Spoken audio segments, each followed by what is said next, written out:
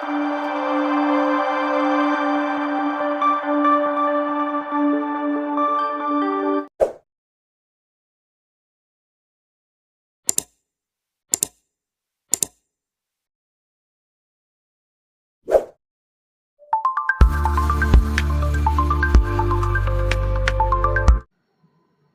நாவல் பெருமையோடு வழங்கும் புத்தம் புது நாவல் வானில் பறந்த ஒற்றை பறவையவள். தினமும் ஒரு அத்தியாயம் வீதம் பதிவிடக்கூடிய இந்த நாவலில் இன்று நாம் கேட்க போகிறது நாவலோட 19வது அத்தியாயம். நாவலை முழுசாக கேளுங்க. நாவல் பற்றிய உங்களுடைய கருத்தை மறக்காமல் எனக்கு கமெண்டில் சொல்லுங்கள். நாவல் பிடிச்சிருந்தா லைக் பண்ணுங்கள், உங்களுக்கு தெரிஞ்சவங்களோட ஷேர் பண்ணுங்கள். எனக்கு தினமும் கமெண்ட் எழுதி உற்சாகப்படுத்திய தோழி நந்தினிக்கு என்னுடைய மனப்பூர்வமான நன்றிகள். வாங்க நாவலுக்குள்ளால போகலாம். இது வானில் பறந்த ஒற்றை பறவையவள் முழு நாவல், அத்தியாயம் 19. எந்த காலத்துலேயும் அவளால் உங்ககிட்ட பகிர்ந்துட முடியாத ஒரு துக்கத்தை தான் நான் இப்போது உங்ககிட்ட சொல்ல போகிறேன் காவியா. அவளோட அடி மனசு வர ஆணி அடித்தது போல் பதிஞ்சு போன அந்த வலியை எந்த பொண்ணாலையும் தாங்கிக்கவே முடியாது. அவள் உள்ளத்தில் அது இவ்வளவு நாள் புழு போல கிடந்து நெளியுதுன்னு நினைக்கிறேன். அதனால தான் அவள் என்னை ஃபேஸ் பண்ண முடியாமல் ஒளிகிறா. அதை என்னால் உணர முடியுது. இந்நாள் வர உன் அம்மா பட்ட வலியையெல்லாம் தூக்கி சாப்பிட்றது போல் ஒரு கொடுமையான வலியை கொடுத்தாருப்பாரு அந்த ஆண்டவன். அவரை தான் பல நாள் நான் சபிச்சுக்கிட்டே இருக்கேன் காவியா. வேற யார் என்ன சொல்ல முடியும்? ஏதோ தாய் வாழ்ந்த அருமையான காலத்தை தெரிந்து கொள்ளப் போகிறேன், தன் தந்தை யார் என்பதை அறிந்து கொள்ளப் போகிறேன், தன் உறவுகள் பற்றி இன்னும் எப்படியும் தெரிந்துவிடும் என கனவோடு வந்தவளுக்கு புஷ்பாவின் வார்த்தை மனதுக்குள் அனலை கக்க தாங்க முடியா வலியோடு நிமிர்ந்தாள். சின்ன வயசுலேருந்தே கஷ்டத்தையும் துன்பத்தையும் மட்டுமே கொடுத்த கடவுள் அதற்கு மேலேயாவது அவளுக்கு ஒரு நல்ல வாழ்க்கையை கொடுத்துருக்கலாம். எவ்வளவு அடித்தாலும் தாங்கிட்டு சிறுத்தை போல சிலிர்த்துட்டு எழும்பி கம்பீரமாக நிற்கிறாளேன்னு நினச்சிட்டாரோ என்னவோ. அதுவரை நிதானமாக ஆழமாக சரியாக யோசித்த அவளோட மூளையை திசை திருப்பி விட்டுட்டாரு. கல்யாண சம்பிரதாயங்கள் மேலே ஓர்கூடி திருமணம் செய்கிறது என எது மேலேயும் அவளுக்கு நம்பிக்கை இல்லாமல் போச்சு காவியா. நான் எவ்வளவோ எடுத்து சொன்னேன், அது அவளோட காதில் ஏறலை. அந்த நேரம் என் பேச்சு கூட அவளுக்கு கசப்பாக போன மாயந்தான் எனக்கு இன்னும் புரியலை. இதான் விதின்னு சொல்கிறதோன்னு இப்போ தோணுது. அம்மி மிதித்து அருந்ததி பார்த்து ஊர்கூடி திருமணம் நடத்திய தன் தந்தையும் தாயும் அதை மதிச்சாங்களா? அப்படி என்றால் அப்படிப்பட்ட சடங்கு சம்பிரதாயம் எதற்குன்னு வாதிட தொடங்கிட்டா உன் அம்மா காவியா. அன்பு என்ற அச்சாணியை கொண்டு என் குடும்ப வாழ்க்கை சுழன்றாக வேண்டும், நம்பிக்கை என்ற விரல் பிடித்து எங்கள் வாழ்க்கை நகர்ந்தாக வேண்டும், என் மேல் கொண்ட நேசத்துடன் என் கடைசி மூச்சு வரை அவர் என்னுடன் வந்தாக வேண்டும். இப்படியான விவாதங்கள் தான் அதன் பிறகு எங்களுக்குள் அடிக்கடி வந்து போகும் காவியா. எல்லாவற்றையும் சொல்லி புரிய வைக்க முடிஞ்ச என்னால் அவள் அடி ஆழம் வர கசந்து கிடந்த இந்த ஒன்றை மட்டும் மாற்ற முடியலை. ஒரு நாள் ஃபோன் செய்யும்போது அவரும் என்னோட விருப்பத்தை ஏற்றுக்கொண்டார்னு ரொம்ப சந்தோஷமாக சொன்னா. அதற்கு மேலே அதை பற்றி விவாதிக்கிறது நாகரிகம் இல்லைன்னு நான் அந்த விவாதத்துக்கு முற்றுப்புள்ளி வச்சுட்டேன். ஆனால் விதி வலியது என்கிறது எனக்கு அப்புறம்தான் தெரிஞ்சுது. 3 வருஷம் அவளோட தாம்பத்திய வாழ்க்கை ரொம்ப சந்தோஷமாக போச்சு. வாழ்க்கையில் அவள் இழந்ததாக நினச்ச மொத்த சந்தோஷத்தையும் அன்பையும் உன் அப்பா கொடுக்கறதா என்கிட்ட பலமுறை சொல்லியிருக்கா. இந்த அன்பை கொடுக்க தான் என்னை பெற்றவங்களோட அன்பை பிடுங்கிட்டாரோன்னு கூட சொன்னா. அந்த அளவு உன் அப்பா மேலே உயிரையே வச்சுருந்தா. உண்மையை சொல்லணும்னா அவளோட உள்ளத்தில் அவரை வச்சு பூஜிச்சான்னு கூட சொல்லலாம். சின்ன ஊடல் கூடல்னு ரொம்ப சந்தோஷமாக இருந்தா. ஒவ்வொரு நாளும் எனக்கு ஃபோன் பண்ணுவா, அவரை பற்றி பேசுவா, நடந்ததை சொல்லுவா. அவளோட வாழ்க்கை தெளிந்த நீரோடையாக போயிட்டு இருந்தப்போ தான் ஒரு நாள் என் அத்தைக்கு உடல்நிலை சரியில்லைன்னு என் அப்பா என்னை கிராமத்துக்கு கூட்டிகிட்டு போயிட்டாரு. அத்தையோட உடல்நிலை குறைவு என்னை 3 மாதமாக அங்கேயே இருக்க வச்சுது.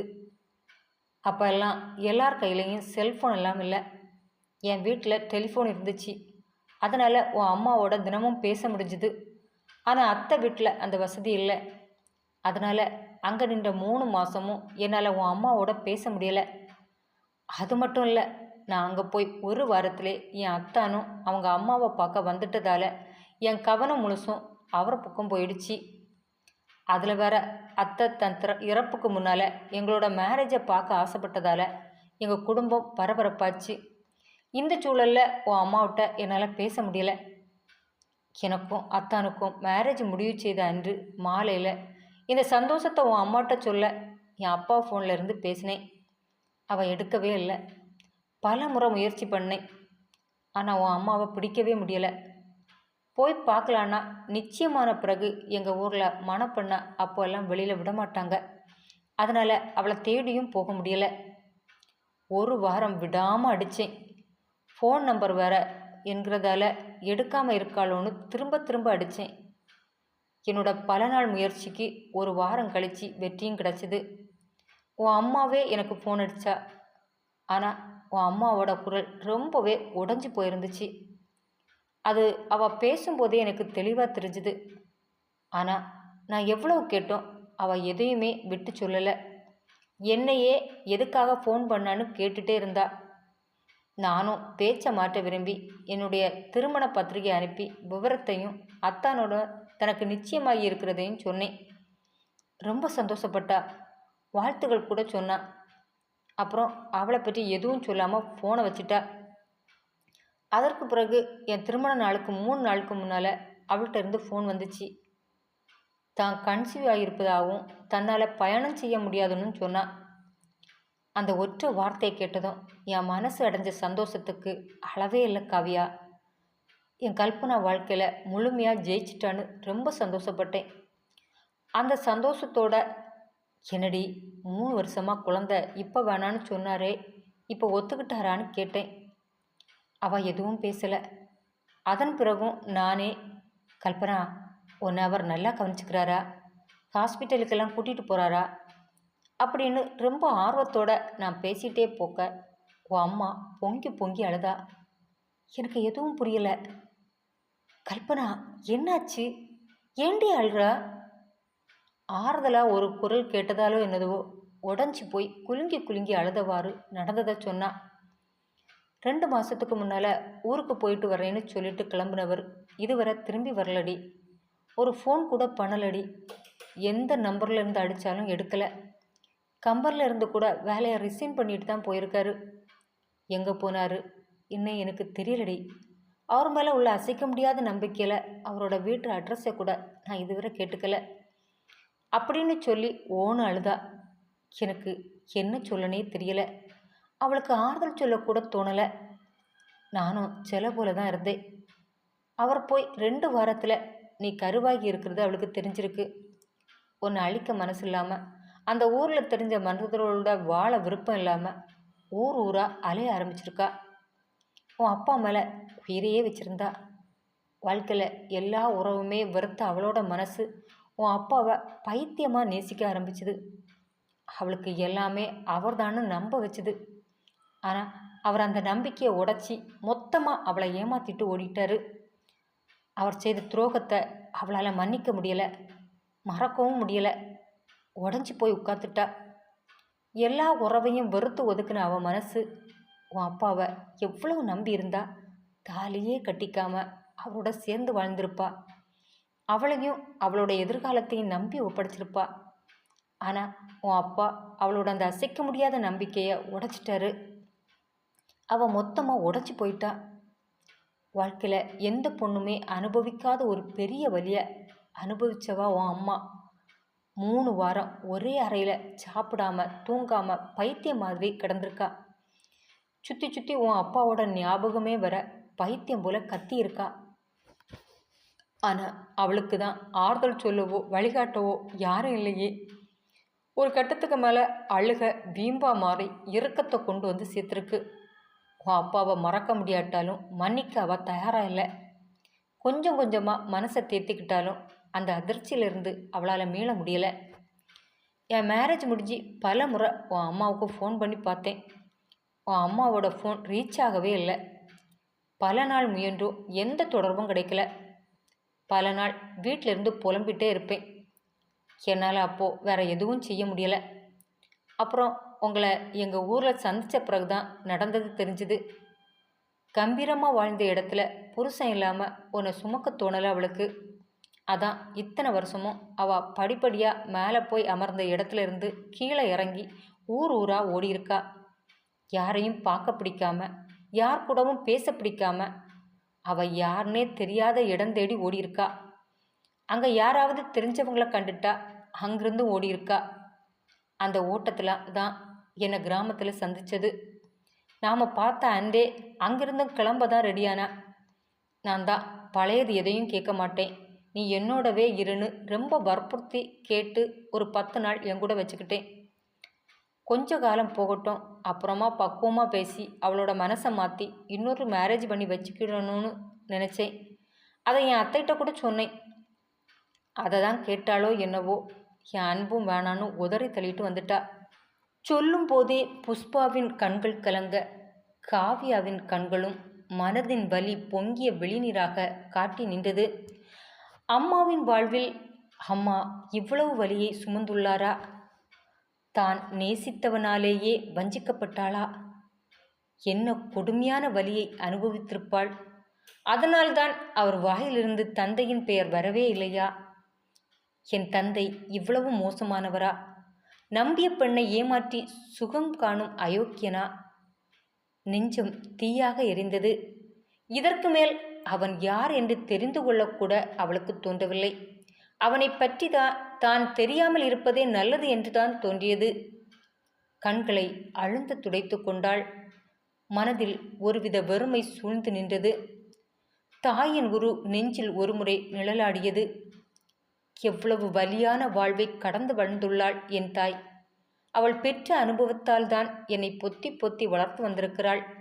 பள்ளி கல்லூரியில் என் பின்னால் அலைபவர்களை அப்புறப்படுத்தியிருக்கிறாள். தனிமையில் எங்கும் அனுப்பாமல் நிழல் போல என் கூடவே வந்திருக்கிறாள். தாயை நினைக்கையிலேயே அவள் நெஞ்சம் சில்லிட்டது. இவ்வளவு வேதனையும் வலியும் இருந்தும் என்னிடம் இந்த ஒரு வலியும் நெருங்காமல் தாங்கிக் கொண்டு நின்றாயே அம்மா என உள் மனது ஓலமிட ஆரம்பித்தது. இத்தனை வலியையும் வேதனையையும் எப்படி அம்மா தாங்கிக் கொண்டாய்? எப்படி உச்சாணியில் இருந்த உன்னை, உலகமே புகழும் உயரத்தில் இருந்த உன்னை நடைபெணமாக்கி விட்டான்? இனி காலத்துக்கும் அப்படி ஒரு உறவை நான் யாசிக்கவே மாட்டேன் தாயே என காவியாவின் மனம் ஓலமிட்டது. இந்த எண்ணங்கள் எல்லாம் நெஞ்சில் பூக்க பூக்க கட்டுப்படுத்த முடியாத அழுகை பீறிட்டு வந்தது. இந்நாள் வரை விடை தெரியாமல் அவளில் இருந்த அத்தனை கேள்விக்கும் இன்று விடையடைத்து விட்டது. ஆனால் அந்த விடை கொடுத்த பாரம் அவள் நெஞ்சுக்குள் தாங்க முடியா வலியை ஏற்றிவிட வெடித்து கொண்டு அழுகை வந்தது. பெரும் பாடுபட்டு தன்னை அடக்கி கொண்டு நின்றாள். அவளின் நிலையை உணர்ந்த புஷ்பா அவளை நெருங்கி வந்து, அழுறியா என கேட்க வலியில் அவள் முகம் பார்க்க முடியாமல் தலையை தாழ்த்தி கொண்டாள் காவியா. முடியல ஆண்டி என்றாள் நான் தழுதழுக்க. உன் அம்மா ரொம்ப நல்லவா காவியா, ரொம்ப ரொம்ப நல்லவா. அதான் அவளால் இதையெல்லாம் ஏற்றுக்க முடியலை. வாழ்க்கையில் அவள் எல்லார் மேலேயும் உண்மையான அன்பும் நம்பிக்கையும் தான் வச்சா. ஆனால் அதுக்கு பரிசாக அவளுக்கு கிடைச்சது துரோகமும் வலியும் தான். அதான் உறவுகள் மேலேயே அவளுக்கு வெறுப்பு வந்துச்சு. திருமணம், சடங்கு, சம்பிரதாயம் எல்லாத்தையுமே அவளுடைய மனசு வெறுத்து ஒதுக்குச்சு.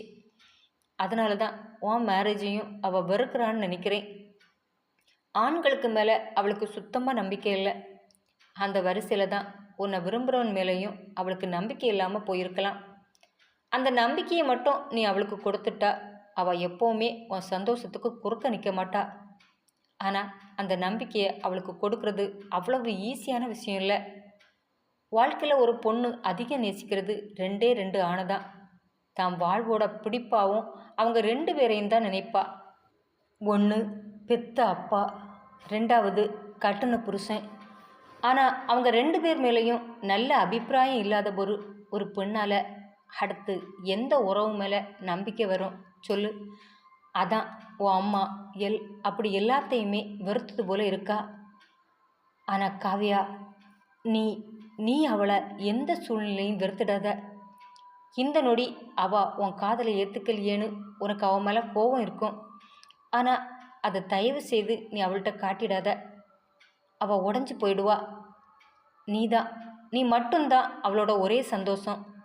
உறவுகளையே வெறுத்தாவா உன் உறவை மட்டும்தான் மனப்பூர்வமாக ஏற்றுக்க ஆரம்பிச்சிருக்கா. இந்த உறவும் பொய்ன்னு நீ நிரூபிச்சா அவள் மொத்தமாக உடஞ்சி போயிடுவா. அதுக்கு மேலே அவளை மீட்டெடுக்கவே முடியாது காவியா. புரியுது ஆண்டி, புரியுது. அம்மாவோட வலி தெரியாமல் பல நாள் என்னவெல்லாமோ நினச்சிருக்கேன். ஆனால் என் அம்மா இப்படி ஒரு பாரத்தை சுமந்துட்டே தான் எனக்கு வாழ்க்கை கொடுத்துருக்காங்கன்னு நினைக்கும்போது அம்மாவை நினச்சி பெருமையாக இருக்கு ஆண்டி.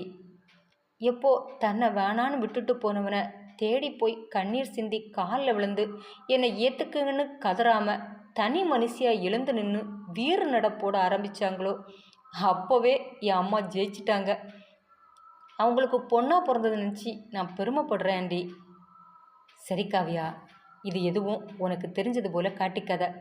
அவள் நெஞ்செழுத்துக்காரை. தெரியும் ஆண்டி, தெரியும். நான் எதுவும் சொல்ல மாட்டேன். ஆனால் இனி என் அம்மாவை தனியாக இருக்க விட மாட்டேன். இதுக்கு மேலே என் அம்மா கலங்கக்கூடாது. எந்த சூழ்நிலையிலையும் நான் கலங்க விட மாட்டேன். அவங்க பழைய வாழ்க்கையே மறக்க செய்கிற அளவு அவங்களுக்கு குறையாத அன்பை நான் கொடுப்பேன்.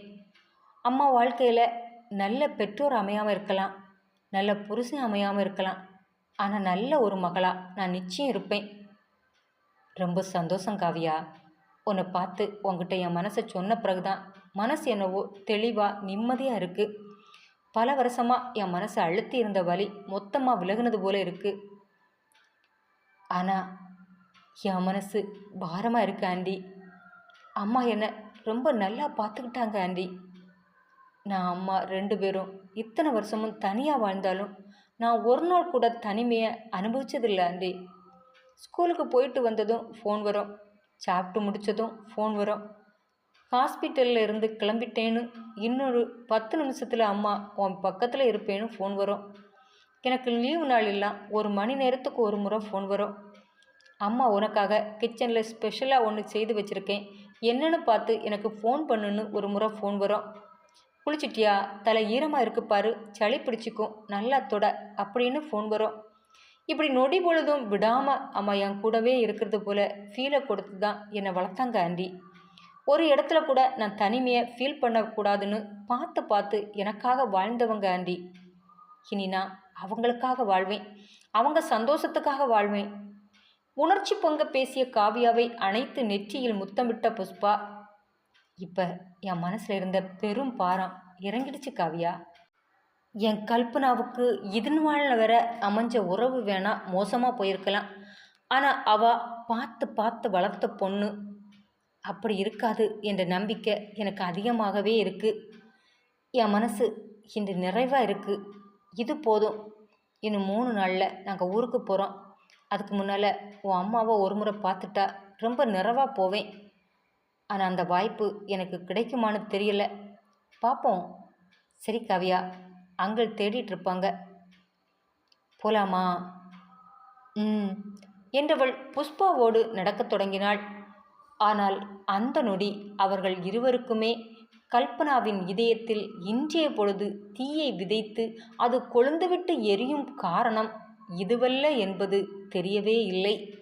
இப்போதும் கல்பனாவின் கையில் இருந்த காகிதத்தில் அவள் எழுதியிருந்த கதிர் என்ற பெயரின் மேல் வெறி கொண்டு கீறிக்கொண்டிருந்தாள் கல்பனா. அத்தியாயம் தொடரும். என்ன ஃப்ரெண்ட்ஸ், நாவலுடைய தொடர்ச்சி எப்படி இருந்தது, உங்களுக்கு பிடிச்சதா அமைஞ்சிருந்ததா என்கிறத மறக்காமல் எனக்கு கமெண்டில் சொல்லுங்கள். மீண்டும் நாளைக்கு இந்த நாவலின் அடுத்த அத்தியாயத்தோடு உங்களை சந்திக்கும் வரை உங்களிடமிருந்து விடைபெறுவது உங்கள் செல்வம்.